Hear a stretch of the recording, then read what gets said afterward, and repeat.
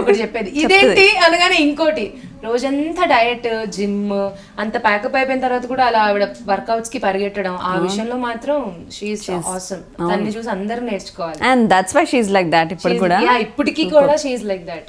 She gives so many tips. ఒకసారి tips అన్నిటితో మీకు చేస్తాను తన్ని కూడా. It's nice. Actually it's nice ఎప్పుడు కూడా. బట్ మీరు బేసిక్గా చాలా అందంగా ఉంటారు కదా. ఎవరి జీన్స్ మీది ఎక్కువగా అంటే మా అమ్మ సైడ్ వాళ్ళదే కాస్త ఎక్కువ. అమ్మ ఆ సైడ్ వాళ్ళదే వచ్చింది. కానీ బేసికల్ గా మా అమ్మది కూడా అంతగా ఎక్కువ ఉండదు అంటారు.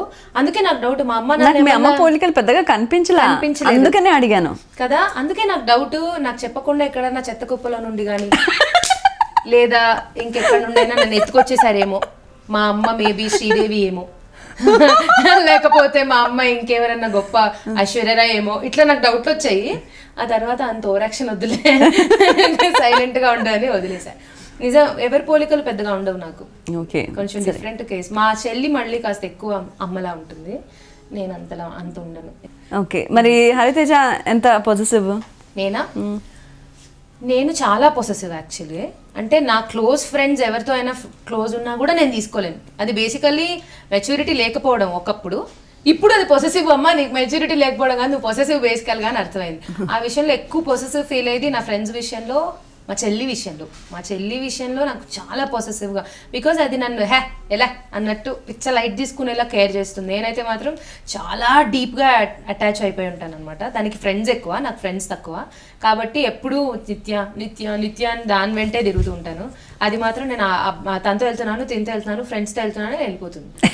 కానీ మా ఆయన గురించి కూడా బాగా పొసెసివ్ నేను. అస్సలు ఎవరినైనా చూడడానికి కూడా వీళ్ళలేదు.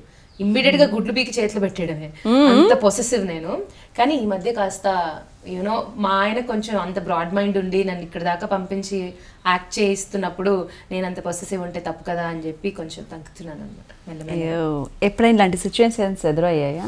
మీ ఆయన ఎవరు అమ్మాయి చూసి ఎదురయ్యాయి అంటే జిమ్ లో మేమిద్దరం కలిసి వర్కౌట్ చేసేటప్పుడు రోజు ఒక అమ్మాయి వచ్చి వర్కౌట్ చేసేదన్నమాట. అంటే ఫిగర్ అంతా కూడా కరెక్ట్ గా ఉండేది, బాగా చేసేది. అయితే నేను వర్కౌట్ చేస్తూ నా కళ్ళన్నీ కూడా మా ఆయన మీద దాని మీదే ఉండేవి. వీళ్ళేమన్నా చూస్తున్నారా, వాడేమన్నా చూస్తున్నాడా, ఇదేమన్నా చూస్తున్నా, ఇదే పని.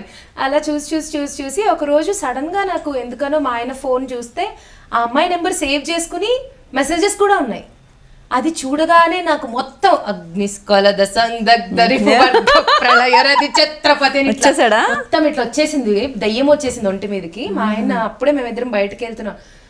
నీకు దాని నెంబర్ ఎలా దొరికింది అనగానే ఎవరి నెంబరే, జిమ్ లో కొత్త వచ్చి వర్కౌట్ చేస్తుంది కదా దాని నెంబర్. అది క్యాజువల్ గా ఇచ్చింది. అంత మాట్లాడుకున్నారా మీ ఇద్దరు, నెంబర్ కూడా ఎక్స్చేంజ్ అయిపోయిందా అనేసరికి నీకేమన్నా పిచ్చా అని పోనీ మెసేజ్లు చదువుకో, కావాల్సినవి ఉంచి కావాల్సినవి కాదని డిలీట్ చేసేవేమో.